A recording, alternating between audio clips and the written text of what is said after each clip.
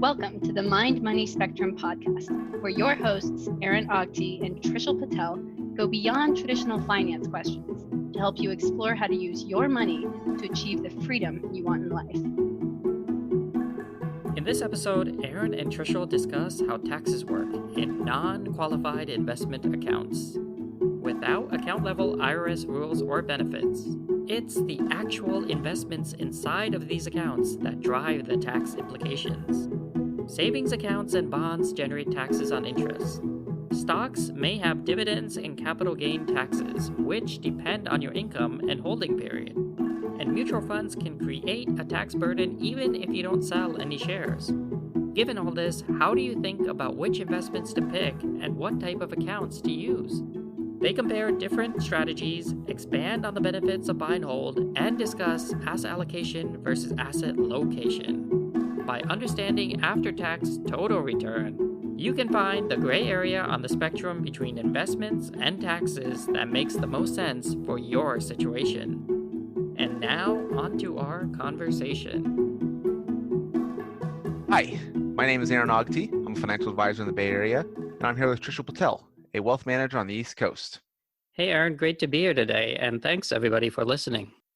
Great to be here as well. It is a lovely day as we shelter in place even longer. So last week we talked about Roth IRAs and traditional IRAs and tried to give you a good understanding of how the taxes and limits and just IRS rules impact your decisions when you are saving for future goals. And because those tend to be retirement accounts, you're usually saving for retirement. But one of the things we didn't really talk about was after you've kind of used up the benefits that retirement accounts offer, if you want to keep saving and investing, or it's not for retirement specifically, the most likely thing you're going to do is use just a regular taxable investment account. This is a brokerage account. This will be if you open up an E-Trade account in your own name, you wanted to buy a stock or a bond or a mutual fund. And this is possibly more common than using retirement accounts because it allows you to access that money before retirement. And you have the flexibility to do whatever you want with it. There's no tax rules. There's no IRS rules on the account level. And that flexibility, and there's banking a big difference for most people's lives. Sometimes this is how people save up for a down payment on a house. Talk about 529 plan discussion and save for college. If it's money that might go to college but might go to something else like a second home, a taxable investment account works really well. So today we want to talk about some of the taxes on the investments inside those types of accounts. So anytime you hear a financial advisor talk about qualified accounts, those are tax qualified accounts like IRAs, 401ks.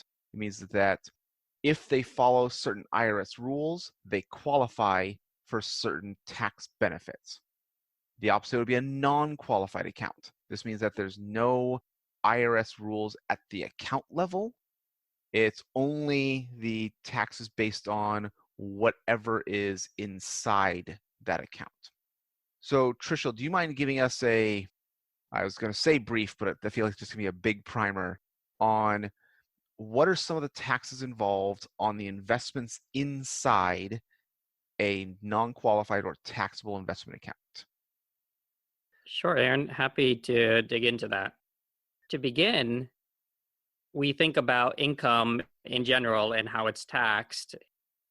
Your first level of income is probably your paycheck. And this is something that gets taxed at something called ordinary income tax rates.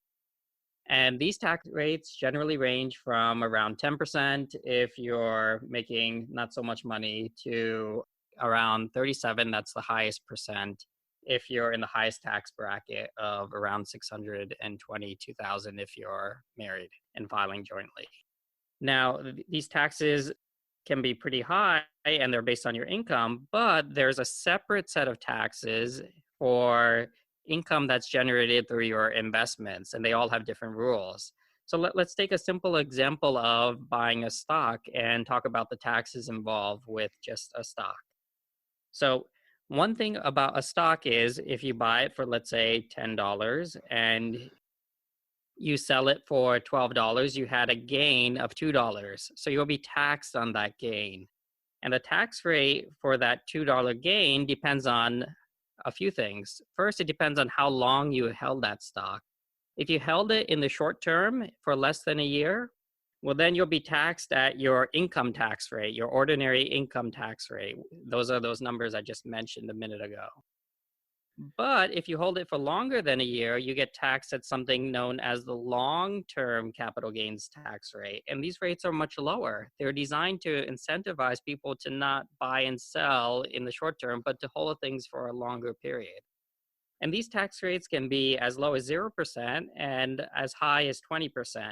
But most people, if you're married and you have an income of between 80 to 497,000 a year, you'll be paying about 15% for capital gains. That'll cover most situations.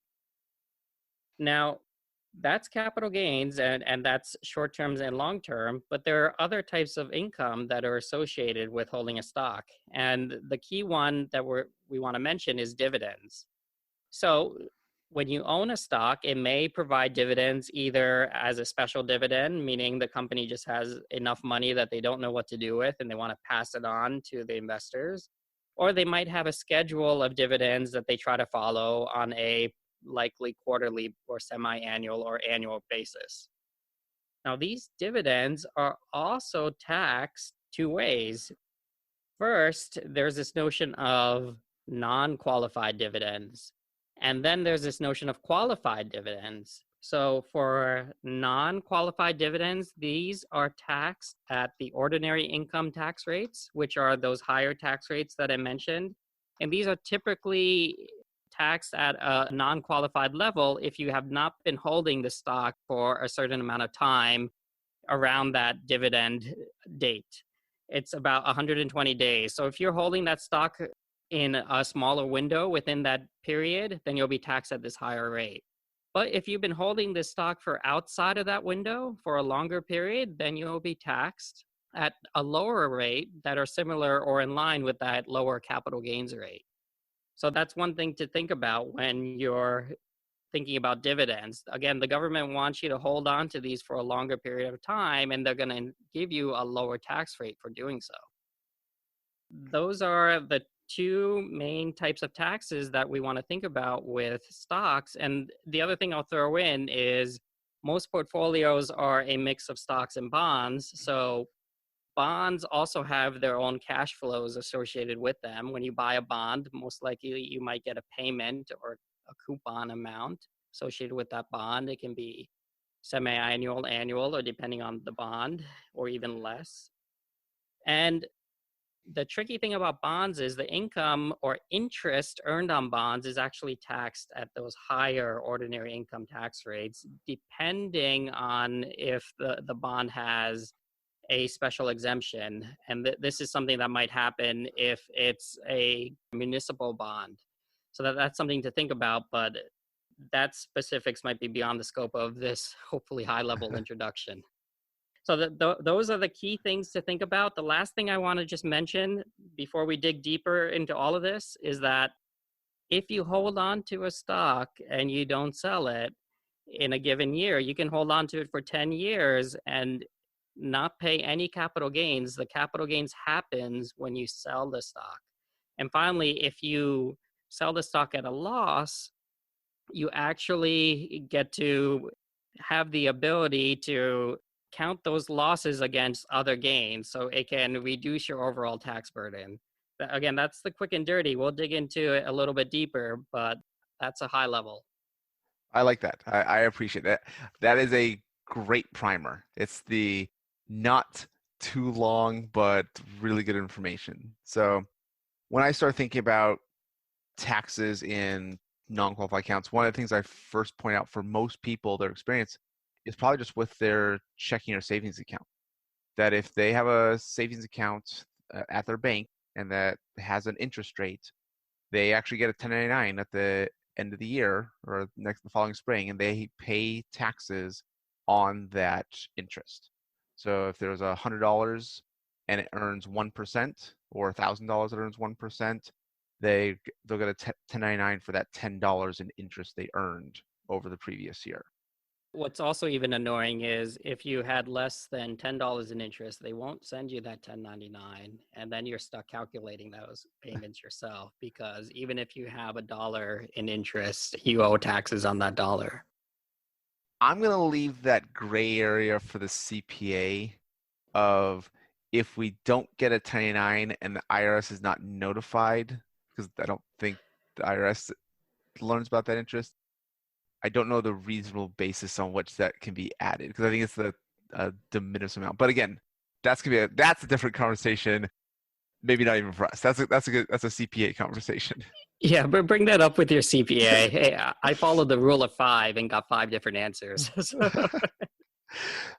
But yeah, so with a taxable investment account or any non-qualified account, and the investment is the savings aspect. So you've opened a bank account and that savings account generates interest. You get a 1099 for the interest that you earn. And this is one of the big themes is with the retirement accounts, it's tax deferred. It's only tracking money going in and out of the account. You never get a 1099 based on the investments inside that account. With a taxable account, with a non-qualified investment account, you will get 1099s based on the actions and the types of investments that you have. So just the regular checking and savings, if it generates interest, you pay taxes on that interest. Then working up the risk return spectrum, if you will buy a bond or a bond mutual fund, then the mutual fund will pay out all of that interest. Even if it gets reinvested, you still owe taxes on the interest that those bonds earned. And works the same way if you have a mutual fund that holds stocks. As the mutual fund buys and sells stocks inside the fund, and the stocks they do hold issue dividends, you pay capital gains on the actions of the mutual fund manager inside that fund. You pay dividends on the dividends that fund received. And what's interesting, but maybe not as enjoyable, when you sell the mutual fund, you also pay your own personal capital gains on that mutual fund. So this is one of the things you need to be a little careful of is if you're buying an individual stock and you hold it and you never sell, you don't owe capital gains until you sell. And if you buy 10 individual stocks and you just never sell them, you don't owe capital gains. Depending on the company, some companies issue dividends. Some companies will do stock buybacks. And so you might owe taxes on those dividends. But if you just never sell it, you won't owe any capital gains. With a mutual fund that's invested in a lot of different stocks, the buying and selling of stocks inside the mutual fund can generate taxes for you, even though you haven't sold your part of the investment. So that's one thing to be aware of, that usually after good years, mutual funds have to distribute their profits, so they have to distribute their capital gains. There are ways that they can structure this so that if they can get enough kind of internal losses to offset their gains, the fund may not have what's called a capital gains distribution. There are some funds that really focus on this, that they're going to preserve your assets by not issuing capital gains distributions if they can avoid it, but they have certain rules that they have to follow. So is there anything that you think of when it comes to mutual funds? It actually kind of works the same way with ETFs. There's less buying and selling, so you're less likely to have capital gains. But if there's a change in the index, if a company falls out of the index and the shares inside that ETF get sold, that's one way that an ETF could generate capital gains. If you have a broad enough portfolio, you're very likely going to have dividends. So you will be paying taxes along the way of both holding mutual funds and holding ETFs. Are there any other kind of common investments that you see that people might be buying in a non-qualified account and what their tax might be?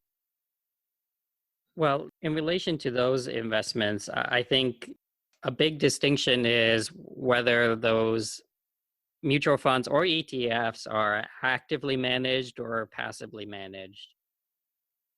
For example, with actively managed mutual funds or ETFs, since they have the word active in it, it's quite likely that they are going to be buying and selling a lot more than an index, which is designed to, for example, with the S&P 500, just stick with the S&P 500, and every year a few may drop, a few may come on, but overall you're holding pretty much the same thing.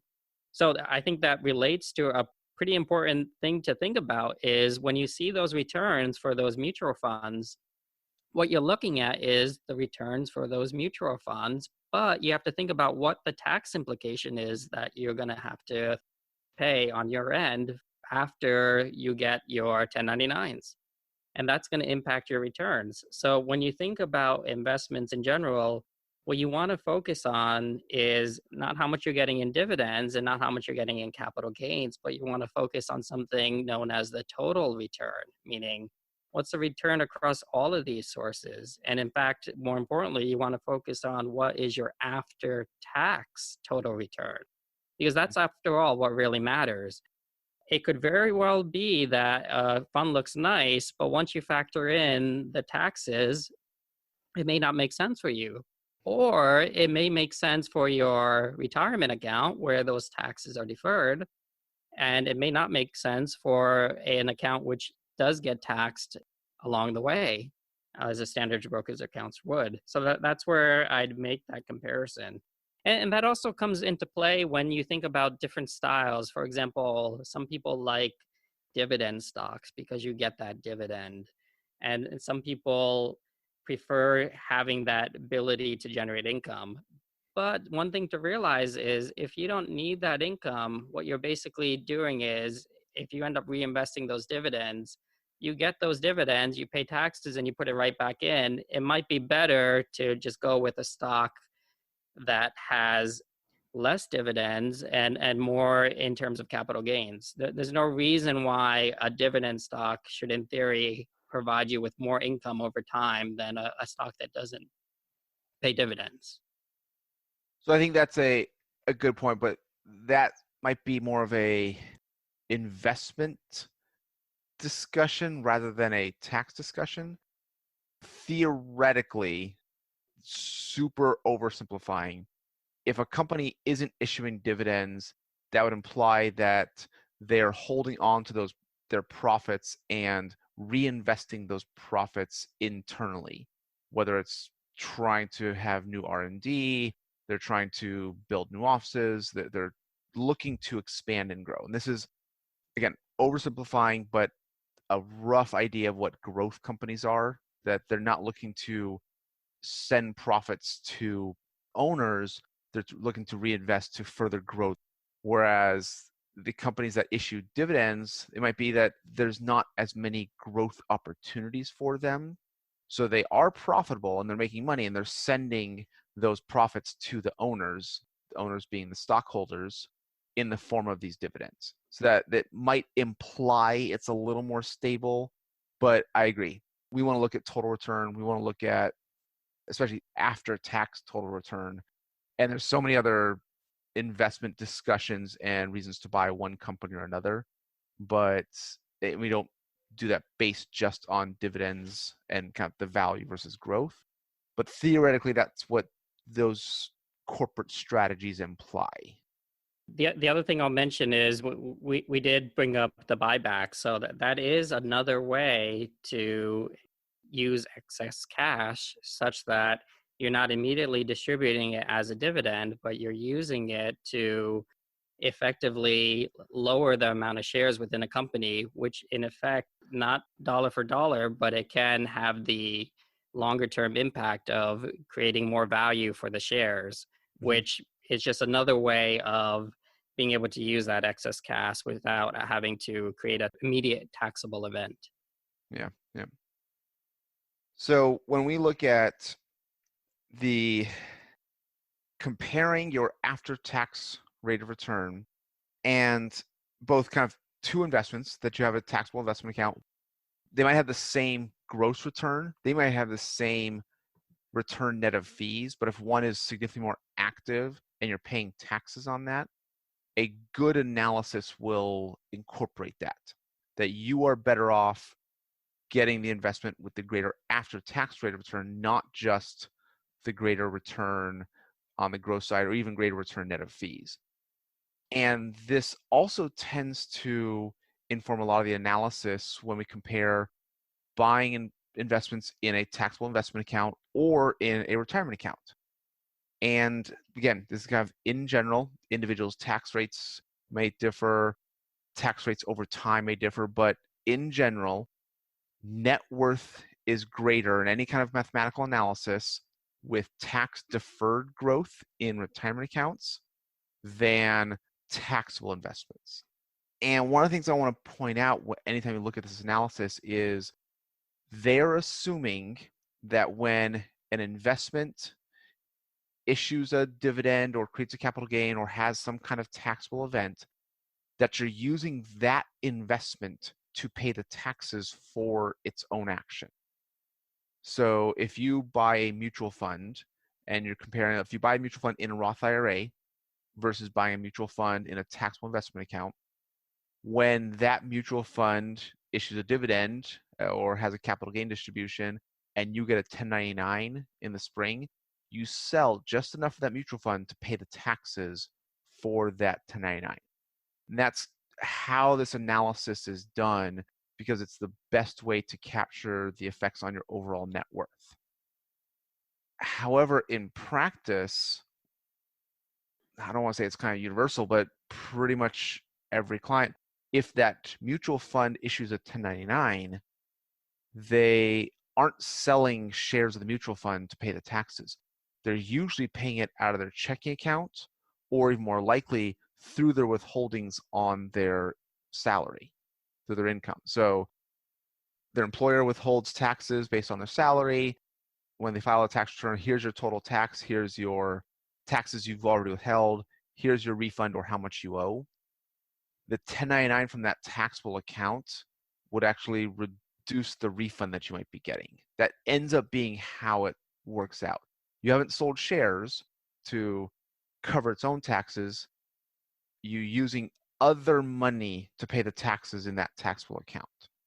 And so in practice, it's one thing to realize if you buy a mutual fund and reinvest dividends and capital gains and buy in a Roth IRA and buy the same mutual fund, same amount, same dollar investment in a taxable investment account, and you reinvest dividends, capital gains, and you never sell your own personal shares, those will grow to the same amount. The difference is you had to pay the taxes along the way from some other money. And this is the thing to be aware of is just anytime you're looking at a good mathematical analysis, they're accounting for that and showing that your net worth is not as high as it would be if you had that tax deferred growth. So this is why most people have different investment accounts. They'll have those tax deferred retirement accounts because that tax deferred growth ends up providing a greater net worth for them. But if they need the money before 59 and a half, or there's so many other rules and qualifications and they want a little more flexibility, they may also have taxable investment accounts. So when you think of comparing after-tax total returns, Trishul, what are other factors that come to mind for you? The other factor that comes to mind is just looking at a simple example of investing in a Roth or a traditional versus a taxable account, where in the previous conversation, we noticed that if you put the same amount in the traditional or a Roth, you end up with the same amount at the end, because basically one, you pay the taxes first, and that's with the Roth, and with the traditional, you pay the taxes when you take the money out. But either way, you end up with the same amount of money. Now, let's compare that with a taxable account. Now, as Aaron just mentioned, it's great that in the retirement accounts, you get that tax deferral. But also, let's look at a situation where you're buying a stock and you're holding it in either of these types of accounts, taxable or tax advantaged, And what happens over 30 years? How much benefit do you really get over a good amount of time between these scenarios? So just to kind of plug that home, let's say you put $6,000 into a traditional or Roth. Again, it doesn't matter. And you estimate about a 7% growth over 30 years, just, standard reasonable assumptions. You might end up with about 35,000. So your 6,000 will go to 35,000 in these tax advantaged accounts. But if you do the same analysis of holding the stock, again, for simplicity, we're going to just assume that they don't pay dividends or you don't have any capital gains along the way. Now in a taxable account, your 6,000 won't grow to 35,000. It'll grow to just under 30,000. So basically, it's around an 18% difference. And that's because you didn't get this tax advantage in the taxable account that you did with those retirement accounts. And that's a good amount of difference over 30 years. But the issue is you're kind of locking your money up for retirement. So that's something to think about.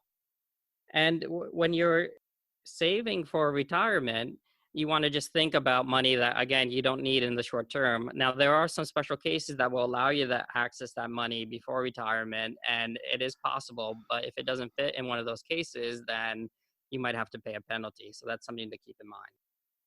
Yeah, it's almost the benefits of retirement accounts are that long-term savings. It also is a pretty good barrier to taking money out and using it for the wrong thing. It's a pretty good effective tool of forcing you to leave that money there for long term. Whereas with the taxable investment accounts, the fact that you can access that implies that it gets accessed. And in practice, people do use that money for either short-term emergencies, which is necessary, or other things that maybe weren't as truly necessary. And this is one of the things I point out with clients is there's a big difference between just the math and what is likely to happen. And if you need to take money out of a retirement account, you can. There's ways you can do it without penalty. Most of them are hardship related. So you're having some kind of life emergency or life hardship that you need to access that money. But in general, people do a pretty good job of leaving that money there much longer, and they're more likely to see that continue to grow. They're more likely to weather volatility and just let it ride. But with taxable investments, that ends up getting used for other things in life. It's both the tax benefits of retirement accounts, but also just some of the psychological benefits. I tend to see clients do a better job of growing their net worth when they are consistently saving into retirement accounts, because the flexibility that the taxable accounts provide end up getting used for other things in life.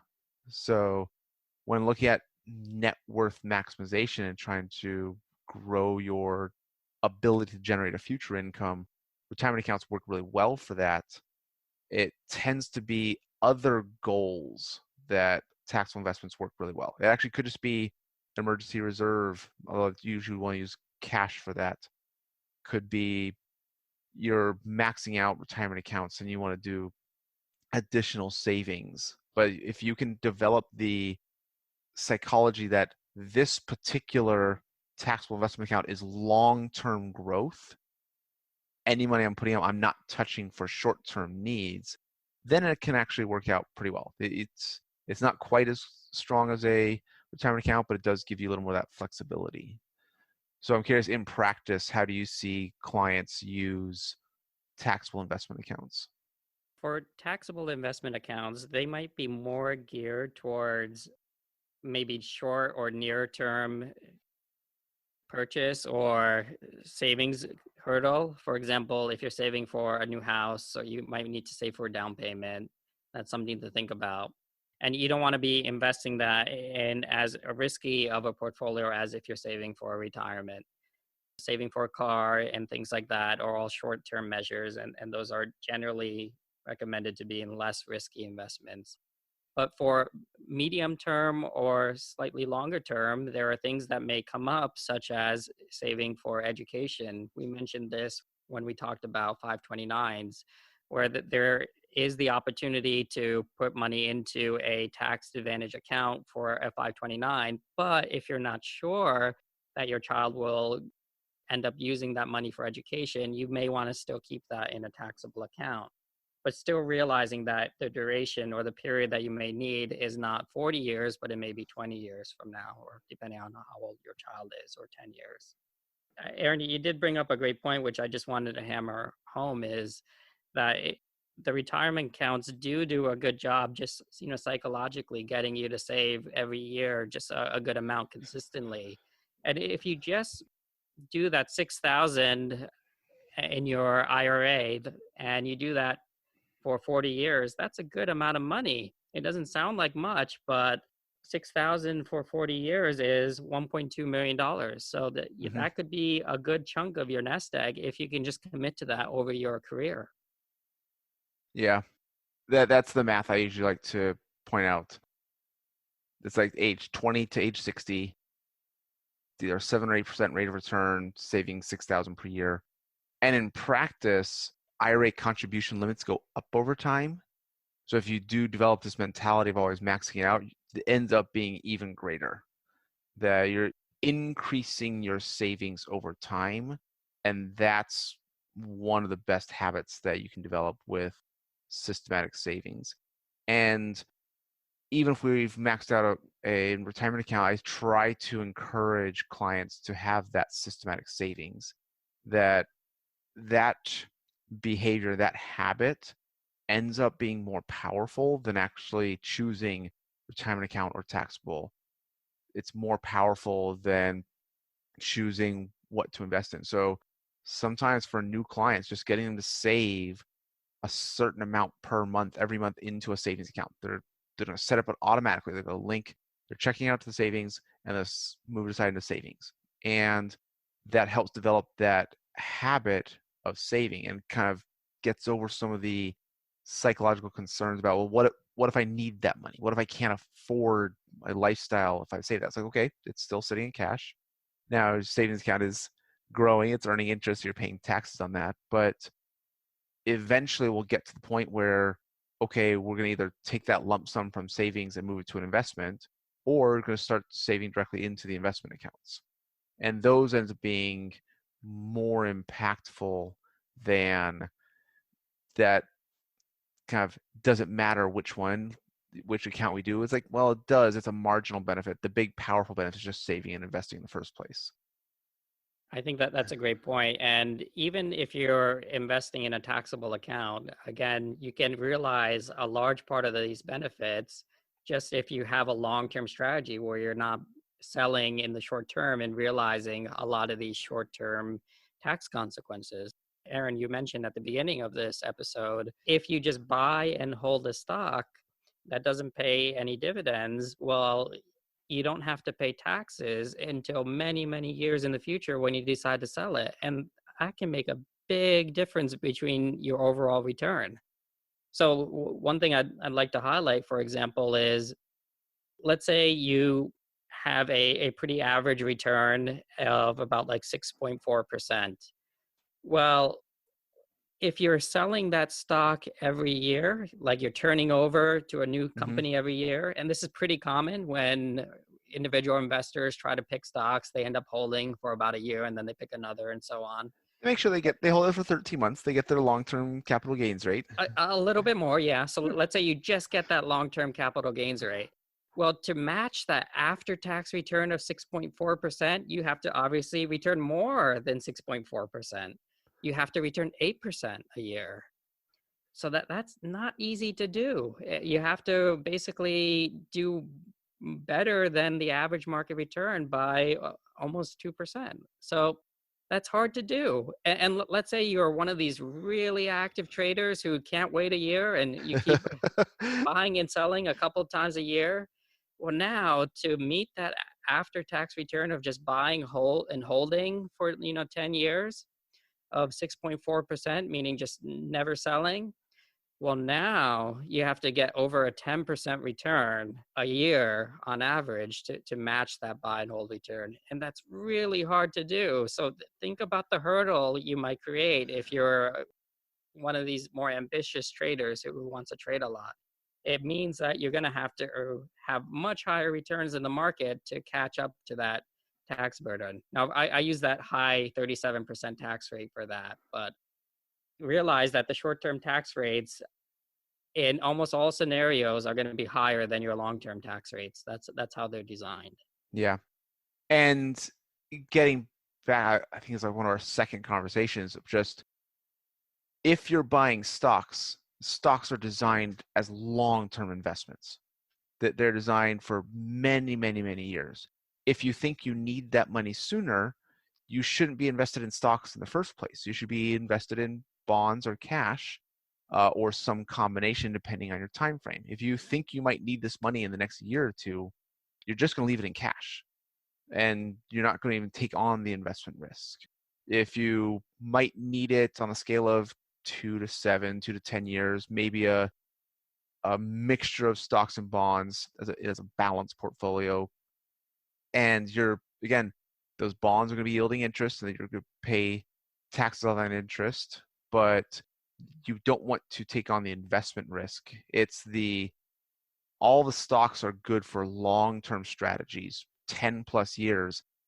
And again, if you just buy and hold, not only are you weathering the volatility that you know is going to come, but you're reducing your tax burden and improving your after-tax total return.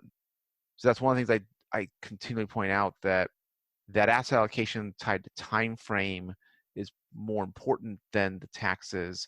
But I love your point that if you're trying to be a little more active, to get over the taxes that you have to pay requires a pretty high hurdle.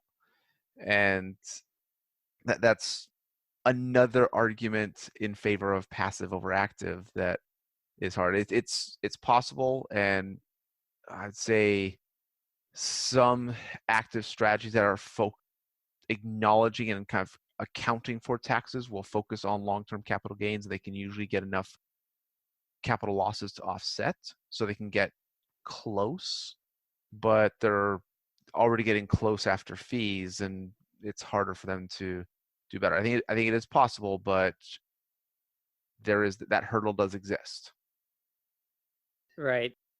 Perhaps a word of caution. I don't know if I want to encourage this too much, but if you are going to trade it, then it does make more sense to do it in your retirement account than your taxable account, just for some of these reasons.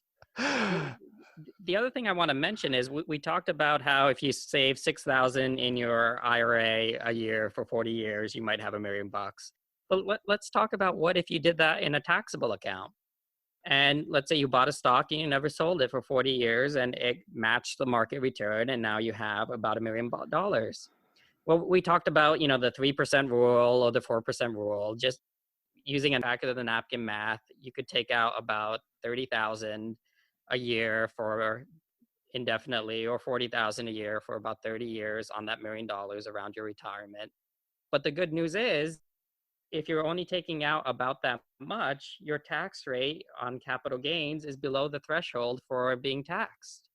So in effect, you might be able to match a return on a retirement account on a dollar for dollar basis by understanding that there are some advantages of being able to take money out and having to pay zero on capital gains if you're below the threshold. I like that strategy. And that's one of the things I try to point out.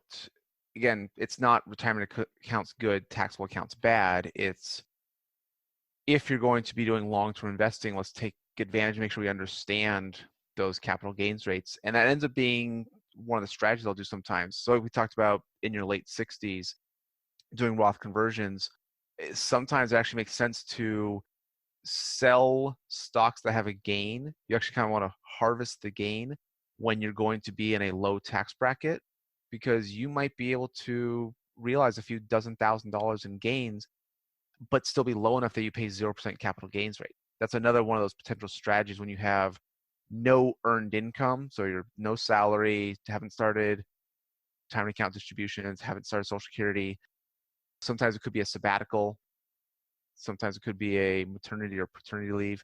But if your income's low enough, that might be a time to harvest capital gains, and you're reestablishing a new basis. You're not selling on the investment and getting out completely, but you're going to sell it, realize the gain. It's going to add to your taxes that year, and you buy it back and you establish a new basis going forward so that your capital gain or your unrealized gain in the future will be less. Right. The small caveat is there's a 30-day window where you have to wait before you buy back, or you buy back something similar if that's the case. We'll double check that because I don't think the wash sale applies to gains. I think that only applies to capital losses. Oh, yep, yep, absolutely. You're right. Yep, that's a good point. So yeah, for the gains, that's a good point. You could reset your basis. Yeah, I like that. The last thing I wanted to just quickly mention was I do want to point out that using municipal bonds or municipal bond funds, these are bonds issued by municipalities, so it's states, local governments, and the interest on municipal bonds is federally tax-free. And usually, I know it is the case in California, I'm pretty sure it's the case for most other states that have a state income tax. If a California resident buys a California muni bond, then California will also make it state tax-free. So even though normal corporate bonds are taxable, that interest is taxable, in a non-qualified account, especially if we have that shorter or moderate or medium time frame where we're going to reduce our stocks and add bonds in the portfolio, for tax benefits, sometimes a municipal bond can make more sense. But it's important to understand your individual tax situation, because everyone knows that municipal bonds are income tax free. They actually do a taxable equivalent yield. That's kind of how the bonds get priced. And they're assuming that at the same level of risk, a municipality does not have to pay as much interest as a corporate bond because that tax benefit's known. So if you have a high tax rate individually, municipal bonds probably make more sense. But if you have a low income tax rate, you may not see that benefit as much. But that is one of the things to look at with taxable accounts, using bonds to reduce the risk, to reduce the investment risk. But municipal bonds can also help with the taxes instead of paying ordinary income on those interest rates. But then you want to account for municipal bonds are going to have slower interest rates and lower coupons anyways, because of the market acknowledges that if there's the same level of risk, it's going to focus on that after-tax total return. So yeah, those are very good points. Do you know other states that do a lot of municipal bonds? I know California is just big enough and has a really high state income tax rate that it tends to make a lot of sense. I don't know off the top of my head, but traditionally what I've noticed with bonds is a couple of things. In the past, maybe there was some understanding that it might just make sense to put bonds in your retirement accounts just because they're subject to a higher tax rate. But these days, the returns on bonds are just kind of much lower, and interest rates are quite low, as we know as well. So that may not make as much sense. So now that the recommendation is more in line with kind of what you've been saying, Aaron, where you may want to just go for a tax efficiency in a taxable account and try to get a municipal bond if you're in a higher tax bracket.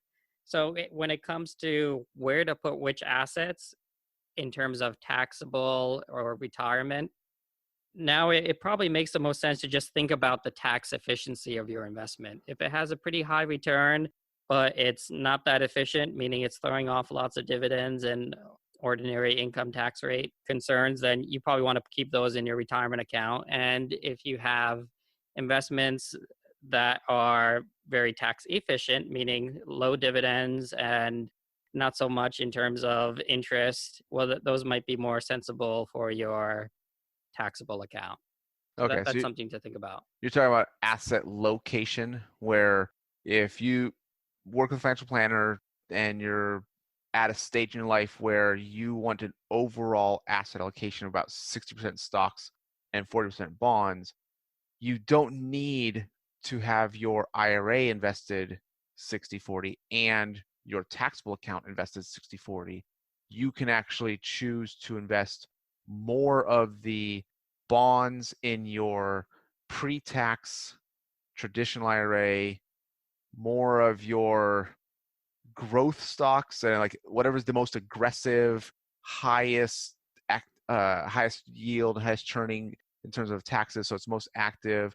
You'll see things like small caps or international or emerging markets might make sense in your Roth IRA, and then in your taxable account, large caps that don't issue dividends or might have a low dividend yield, and then kind of using the municipal bonds to fill that in. So you can get your overall asset allocation, that mixture of stocks and bonds, based on time frame and risk tolerance, but it doesn't have to be the same in each account. You can use asset location to choose which accounts will hold which investment.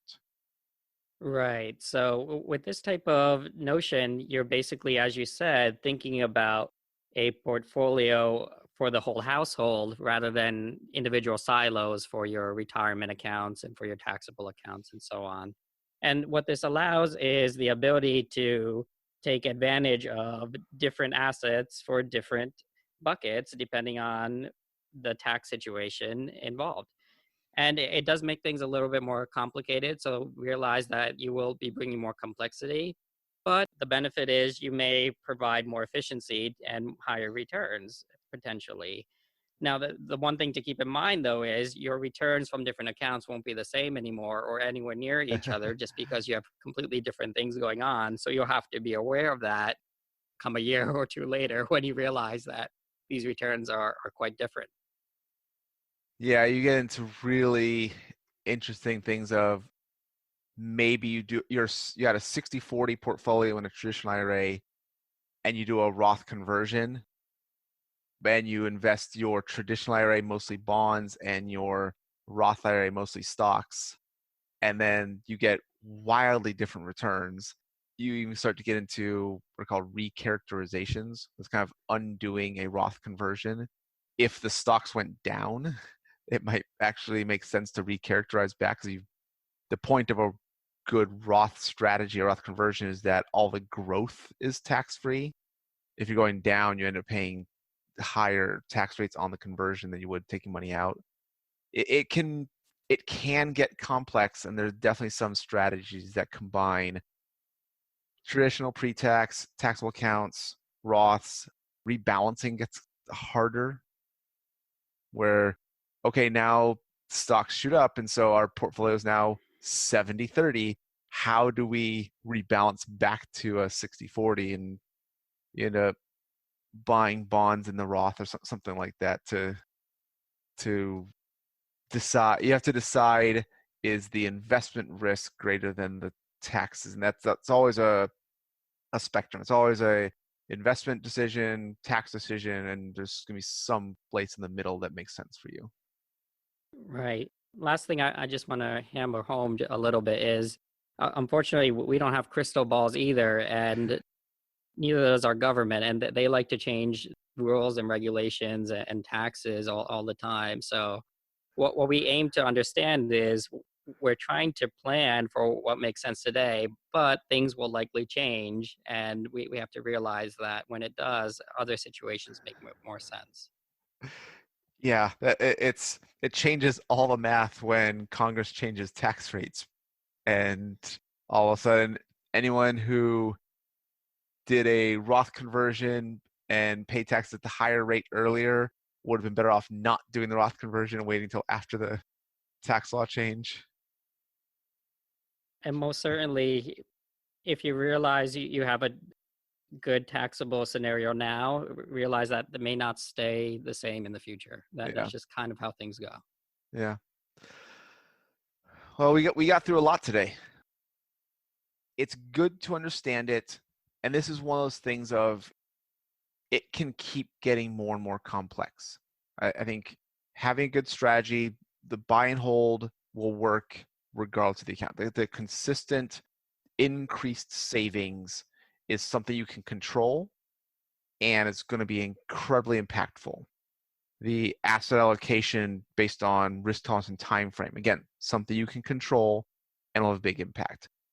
But as you start taking care of those big rocks and you're starting to look for those marginal benefits, understanding how investments are taxed in different types of accounts and how to take advantage of that, it's not going to make as big a difference, but it can start making a difference over a long enough time frame. If you keep getting these extra 1 to 2% marginal benefits over a couple decades, that's, like Trishul keeps saying, you were talking about increasing your net worth by a third, that if you can kind of make all these decisions right along the way.